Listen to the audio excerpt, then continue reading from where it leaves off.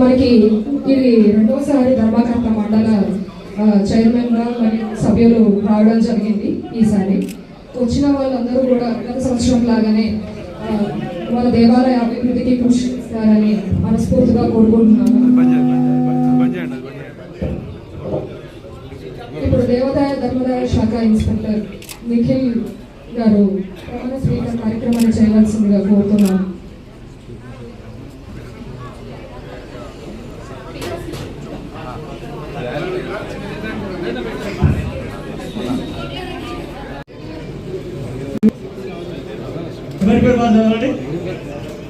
తండ్రి పేరు నేను జనగామ జిల్లా చిత్తూరు మండలం చిత్తూరు గ్రామం నందు వేచేసి ఉన్న శ్రీ బుగులు వెంకటేశ్వర స్వామి దేవాలయంకు ధర్మకర్తగా నియమింపబడిన నేను దేవునిపై ప్రమాణం చేసి తెలియజేయనిది ఏమనగా నేను పైన తెలుపబడిన దేవాలయం యొక్క సంక్షేమము కొరకు నా యొక్క పదవి బాధ్యతలను విధులను నా యొక్క శక్తి వంచన లేకుండా నిర్భయముగా నిష్పక్షపాతముగా నిర్వహించగలనని మరియు తెలంగాణ రాష్ట్ర దేవాదాయ ధర్మాదాయ మరియు హిందూ మత సంస్థల చట్టము 3587 నందలి నియమ నిబంధనలను శిరసా వహించి అమలుపరచగలని మనవి చేస్తున్నాను.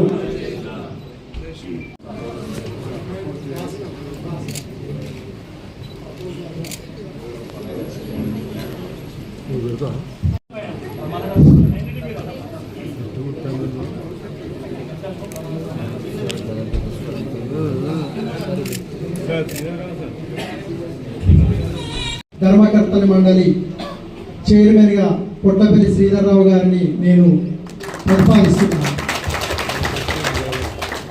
నా పేరు వేముల వెంకటేశ్వర్లు, దేవస్థాన చైర్మన్ గా నేను బలపరుస్తున్నాను.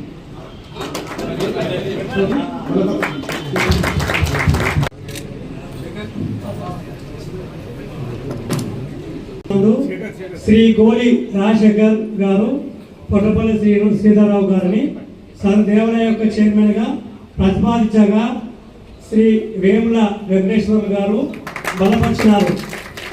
ఇతర ప్రతిపాదనలు ఏమీ లేనందున శ్రీ పొట్టపల్లి శ్రీధర్రావు గారి తండ్రి చక్రధరరావు గారు ధర్మకర్త మండలి చైర్మన్ గా వ్యవహరించుటకు అంగీకరించి ఈ కింద సంతకం చేస్తున్నాము.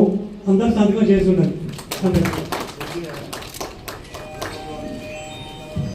ఈరోజు చిలుపుగుట్ట దేవస్థాన పాలక మండలి ప్రమాణ స్వీకారానికి ముఖ్య అతిథిగా వచ్చేసిన పెద్దలు పూజనీయులు ఎమ్మెల్యే గారికి వారికి ప్రత్యేకంగా హృదయపూర్వక ధన్యవాదాలు.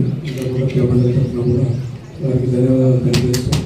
ఎందుకంటే నాకు రెండవసారి సార్ అవకాశం ఇవ్వడం వారికి ప్రత్యేకంగా వారికి ధన్యవాదాలు తెలుపుతూ మా మీద ఉన్న నమ్మకంతో వారు రెండోసారి కూడా మనం తీసుకోవడం వారికి ధన్యవాదాలు తెలుపుతూ, అదేవిధంగా ఇక్కడ మన ప్రత్యేక వాహనతులుగా వచ్చిన మార్కెట్ చైర్మన్ గారు, అదేవిధంగా మా ధర్మకర్తలందరికీ, ఈవో గారికి, సర్పంచ్ మార్కెట్ చింతూరు సర్పంచ్ లలిత గారికి, మిగతా అన్ని ప్రతి గ్రామం నుంచి వచ్చిన మా సర్పంచ్లందరికీ, ముఖ్య నాయకులందరికీ, గ్రామస్తులందరికీ, ప్రతి ఒక్కరికి పేరు పేరున నమస్కారం తెలియజేస్తూ, ఈరోజు మాకు దేవస్థాన ధర్మకర్తల మళ్ళీ సార్ ఎమ్మెల్యే గారు అవకాశం ఇవ్వడం మాకు సంతోషంగా, చాలా అంటే గొప్ప అవకాశంగా భావిస్తున్నాము.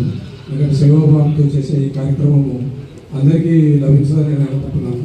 ఇది మాకు సార్ ఆశీర్వాదంతో నాకు మళ్ళీ రెండోసారి ఇవ్వడం నేను చాలా సంతోషంగా వారికి ధన్యవాదాలు తెలుపుతూ, అయితే కొన్ని విషయాలు ఈ మధ్యలో నేను పాలకమండలిలో వచ్చినాక కొన్ని డెవలప్మెంట్ యాక్టివిటీస్ నాకు అయినంత వరకు యువ గారు యువతలో గవర్నమెంట్ ఆధ్వర్యంలో కొన్ని పనులు చేసుకున్నాం సార్. దాంట్లో ప్రత్యేకంగా ఇప్పుడు మనం ప్రమాణ స్వీకారం చేసే కాలక్షేప మండపం కూడా గత 2015 నుంచి కాంట్రాక్టర్ల మధ్యలో విషయపెట్టిపోతే 2021-22లో అప్పుడు ఉన్న అవకాశం బట్టి నేను దీన్ని కంప్లీట్ చేస్తే ఇక్కడ మళ్ళీ ఇక్కడ ప్రమాణ స్వీకారం చేసుకోవడం అనేది నాకు చాలా సంతోషంగా కూడా ఉంది. దీన్ని అప్పుడు పార్కింగ్ ఏరియా కింద అట్లా వాడుకునే పరిస్థితి ఉంది. నేను ఇమీడియట్గా టేకప్ చేసి దాన్ని ఇక్కడ ప్రత్యేకంగా ఇక్కడ ఇదే కళ్యాణ మండపంలో పెళ్లిళ్ళు, సత్యనారాయణ వ్రతాలు యోగాలు చక్కగా ఇక్కడ నిర్వహించుకోవడం జరుగుతుంది. దానికి నాకు ఈ తర్వాత గుట్ట దగ్గర కూడా మేము పాలకమండలిలో వచ్చిన గుట్ట దేవస్థానం ఈశాన్య భాగంలో బండ తొలగింపు కార్యక్రమం 35 ఫీట్ల పొడుగుతోటి 23 ఫీట్ల వెలుపుతోటి దాదాపు 25 లక్షల రూపాయలతోటి ఈశాన్య భాగం బండ తొలగింపు కార్యక్రమం కావచ్చు. ఈ మధ్యలోనే స్వామివారికి పైన ఎక్కడైతే వెలిసిందో అక్కడ మెట్లు పైకి సార్ అవి కూడా కంప్లీట్ చేసుకోవడం కంప్లీట్ చేసుకోవడం. మీరు దేవస్థానానికి స్వామివారి ప్రతిష్ట మీ ద్వారా చిరంజీవి స్వామి గారు ప్రతిష్ట చేసినప్పుడు అప్పుడు అంటే నేను లేను కానీ అందరూ ఇక్కడ చెప్తుంటారు, అప్పుడే చిరంజీవి స్వామి గారు చెప్పిపోయారు ఈ మెట్లనే నిర్మాణం మీరు చేయించండి తప్పకుండా అంటే ఎందుకు అది సరే అవకాశం బట్టి వాళ్ళు చేయలేకపోయారు. నాకు అది అదృష్టంగా భావిస్తున్నాను. నేను పీరియడ్లో సాధించిన అవకాశానికి నా పీరియడ్లో నేను మెట్లు కంప్లీట్ చేస్తే చాలా సంతృప్తిగా ఉంది సార్. అదేవిధంగా వాటర్ సప్లై కావచ్చు, ఎలక్ట్రిసిటీ కావచ్చు, పార్కింగ్ కావచ్చు, అదేవిధంగా మా యువ గారి ఆధ్వర్యంలో అన్నప్రసాద వితరణ కావచ్చు, ప్రతి శనివారం అష్టదళ పద్మనాభం కావచ్చు, ఇలా దేవస్థానానికి కలర్స్ కావచ్చు, ఇలా మాకు సాధ్యమైనంత వరకు మేము చేసినాం సార్. అన్నిటికంటే నాకు ఇంకా పెద్ద గొప్ప విషయం ఏంటంటే 2021 నుంచి నేను 2000 నాకు సార్ దీనికంటే ముందు అవకాశం ఇచ్చినప్పుడు సార్ క్లియర్గా చెప్పారు సార్, శ్రీధర్ ఇవన్నీ నిరంతర ప్రక్రియ జరుగుతుంటాయి కానీ మీరు ప్రత్యేక దృష్టి పెట్టి దేవస్థాన భూములను అప్రవహించిన బాధ్యత మీకుంది, మీకు ఎలాంటి సహకారం కావాలని నేను ముందు ఉంటానని చెప్పి సార్ అది చాలా గొప్ప విషయం. ఎందుకంటే 14 ఎకరాల 10 గుంటల భూమి సార్ వచ్చినాక నేను అంతకు కూడా ప్రయత్నం చేసిన కానీ నాకు అర్థం కాకపోయేది. నేను గుడ్డసుడు దగ్గర వచ్చేది, మా యువ గారు మేము పోయేది, ఇక్కడో మార్కు పెట్టేది, మాకు అర్థం కాకపోయేది. మళ్ళీ ఇక్కడికి వచ్చేవరకు అన్ని బాగానే ఉన్నాయనే సిచ్యువేషన్ ఉండేది. సరే అది అవకాశం లేదు కానీ మా సార్ క్లియర్గా ఇన్స్ట్రక్షన్ ఇచ్చి కలెక్టర్ గారితో మాట్లాడి జేసీ గారిని ఇక్కడ పిలిపించి అప్పుడు ఉన్న రోహిత్ సింగ్ సార్ ఇన్స్ట్రక్షన్ తోటి తర్వాత కలెక్టర్ గారి ఇన్స్ట్రక్షన్ తోటి సార్ ప్రత్యేక శ్రద్ధ తీసుకుంటే 14 ఎకరాల 10 గుంటల 35 కోట్ల ఇప్పుడున్న ఈ చుట్టుపక్కల ఉన్న ఇప్పుడున్న ప్రజలు చూస్తే 35 కోట్ల దేవస్థాన భూమిని ఎండోమెంట్ వారి ఆధ్వర్యంలో అదే ఎంఆర్ఓ గారి ఆధ్వర్యంలో దాంట్లో రెవెన్యూ భూమి కూడా ఉంది.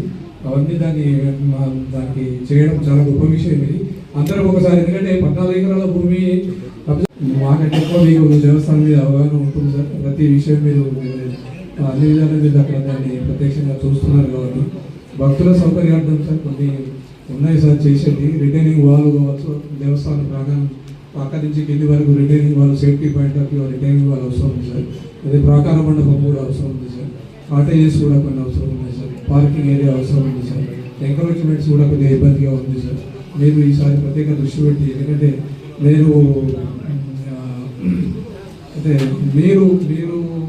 ప్రజాక్షేత్రంలో మళ్ళీ రావాలని నేను ఒక్కరి కదా సార్, మా రంగయ్య గారు అయితే ఒక 10 సార్లు చెప్పారు ఎమ్మెల్యే గారు గెలుస్తున్నాడు అంటే 54 రోజులు సార్ పైన దేవస్థానం మీద 54 డేస్ మీరు గెలవాలనే సంకల్పంతో 54 రోజులు పైన 54 డేస్ మీకు దీపం వచ్చినప్పటి నుంచి గెలిచే వరకు పైన మేము దీపం పెట్టడం జరిగింది సార్. అంటే భక్తులకు మీరు భక్తులు కావచ్చు, గ్రామస్తులు కావచ్చు, మండలి జగన్పూర్ నియోజకవర్గ ప్రజలు కావచ్చు, మీరు ప్రజాక్షేత్రంలో మీరు ఎమ్మెల్యేగా వస్తే ఈ అభివృద్ధి కార్యక్రమాలు నిరంతర ప్రక్రియ బట్టి మీరు ప్రత్యేక శ్రద్ధ చూసుకొని చేయిస్తారనే ఒక ప్రగాఢ నమ్మకం. డబల్ రోడ్ నిర్మాణం చేసి దానికి సెంట్రల్ లైటింగ్తో చేస్తే దానికి ఒక బ్యూటిఫికేషన్ వస్తుంది సార్. ఇంకా కొన్ని మాస్టర్ ప్లాన్లో ఉన్నాయి సార్, అవన్నీ మీ దృష్టికి తీసుకురావడం జరిగింది సార్. మీరు ప్రత్యేక శ్రద్ధ పెట్టి తప్పకుండా ఇవి చేస్తారు రాబోయే రోజుల్లో అయితే ప్రగాఢ విశ్వాసంతో ఉన్నాం సార్. మేము ప్రతి భక్తులు కూడా ప్రతి భక్తులు దేవస్థానం వచ్చిన ప్రతి భక్తులు కూడా అదే చెప్పడం జరుగుతూ ఉంది సార్. తప్పకుండా మీరు రాబోయే రోజుల్లో అవి చేస్తారని తెలియజేస్తూ ఇంకొక విషయం కూడా చెప్పుకోవాలి. ఎందుకంటే మనం మిగతా విషయాలను మాట్లాడుతున్నాం. ఒక ఆర్ఎస్ ఆఫీసర్ ఉంటే కూడా ఎట్లా ఉంటుంది అనేది కూడా ఇక్కడ చెప్పాలి. ఇది చెప్పుకుంటే ప్రజలకు తెలియదు, భక్తులకు తెలియదు. అంటే ఆర్ఎస్ ఆఫీసర్గా మన యువ ఉన్నారు సార్. వారు కూడా ఇంకా ప్రత్యేకంగా వారు ఉండి చేయడం జరుగుతుంది సార్. వారికి కూడా ధన్యవాదాలు తెలుపుతూ అదేవిధంగా దేవస్థాన సిబ్బందికి ప్రతి ఒక్కరికి పేరు పేరున నా హృదయపూర్వక ధన్యవాదాలు తెలుపుతూ ఇప్పుడు గౌరవ శాసనసభ్యులు పెద్దల పూజని ఎమ్మెల్యే గారిని మాట్లాడాల్సింది. Thank you.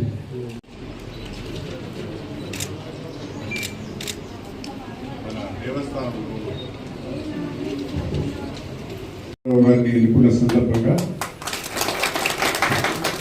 ఏర్పాటు చేసుకున్న ఈ సమావేశానికి అధ్యక్షత వహిస్తున్న మన ఈఓ గారు, సోదరులు శ్రీధర్రావు గారు, ప్రధానాచార్యులు మన రంగాచార్యులు గారు,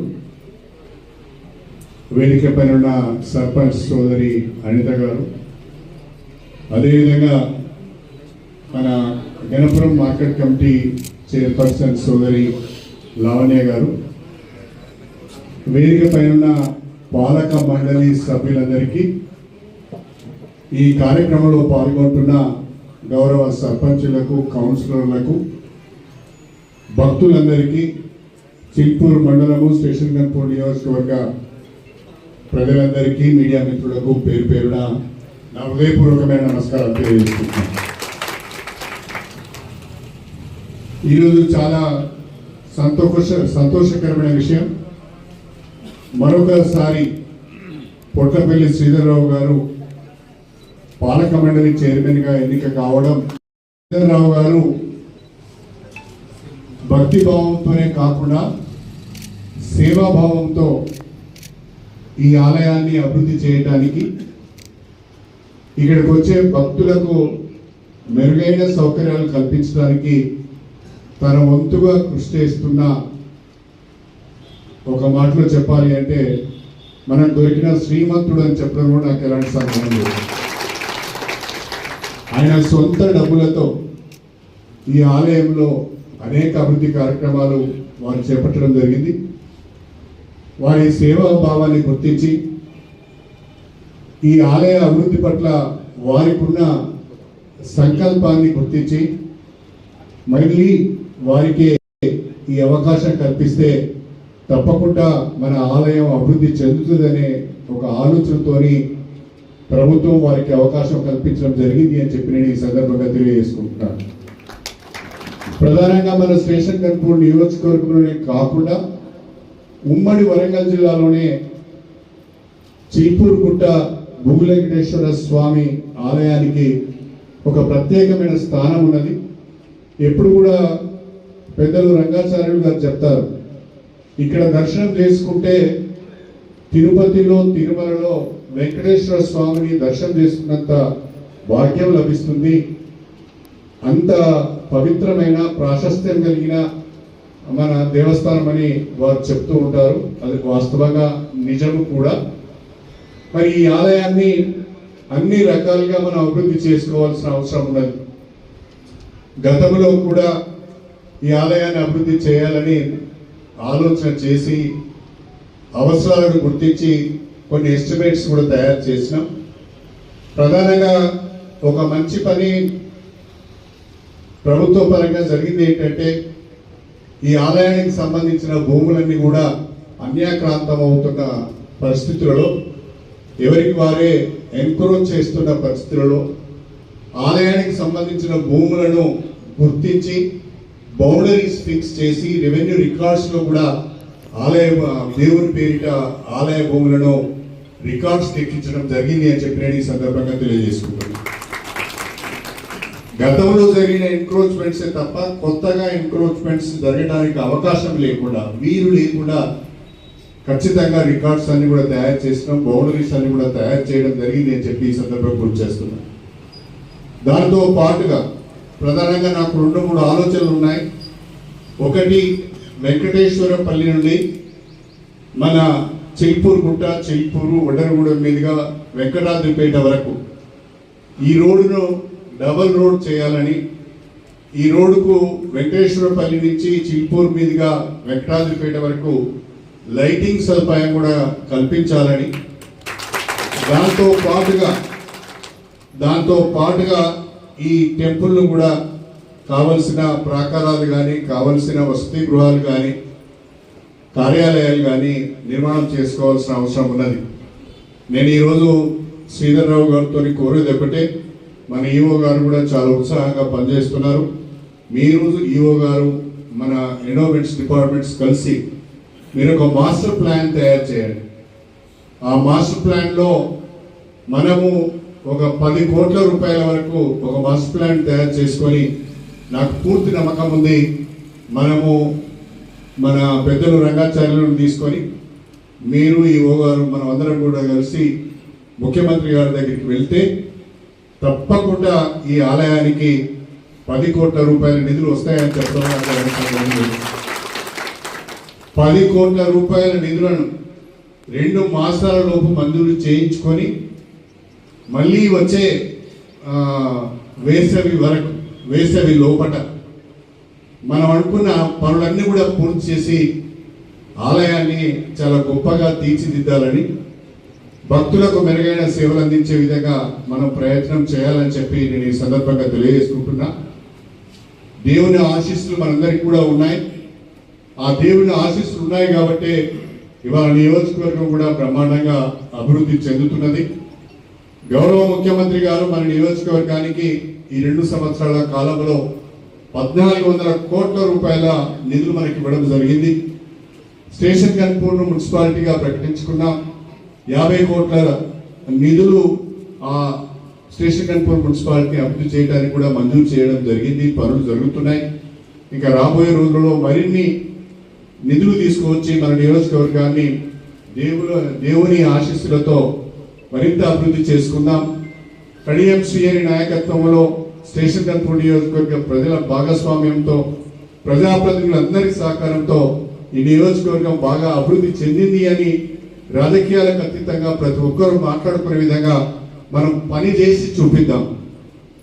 కొంతమంది మాటలకే పరిమితం అవుతారు, మనము పని చేసి చూపించి మాట్లాడదామని చెప్పి కూడా నేను మీ అందరికీ సవినయంగా తెలియజేసుకుంటూ, ఈరోజు మరి మన పాలక మండలి ప్రమాణ స్వీకారం చేసిన సందర్భంగా మీ అందరికీ మాట ఇస్తున్నాను. ఈ సంవత్సరం లోపల, ఇవాళ మార్చిలో ఉన్నాం, వచ్చే మార్చి వరకు లేదా వచ్చే జూన్ జూలై వరకు ఒక 10 కోట్ల రూపాయలను ఆలయ అభివృద్ధి కొరకు మంజూరు చేయించి పనులు పూర్తి చేయించే బాధ్యత నేను తీసుకుంటాను.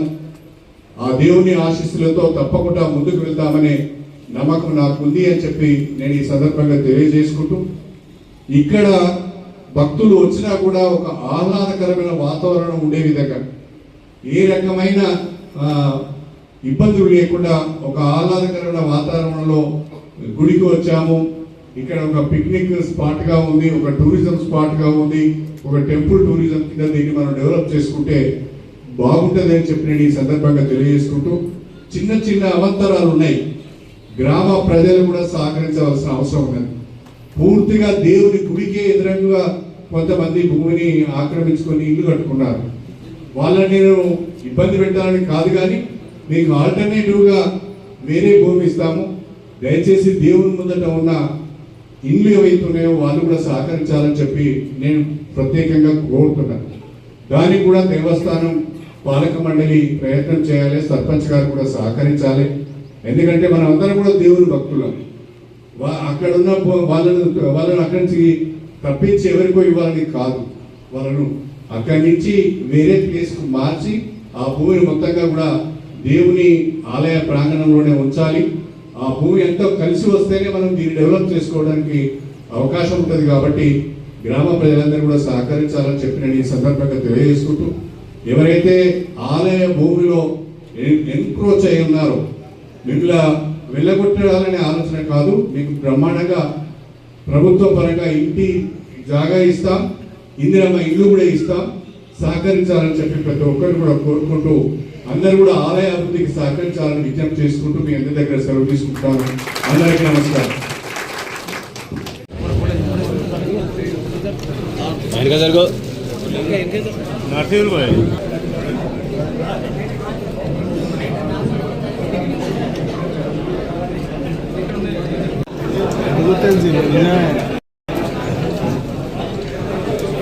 వీడియోలు పెంచినట్టు ఎందుకు పెంచుతారు మరి ఎందుకు నీకు అలాగండి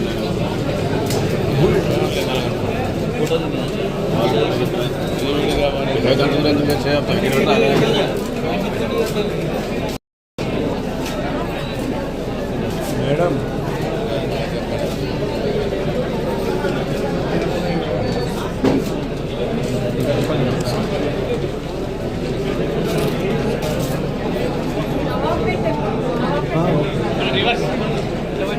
రివర్స్ మేడం.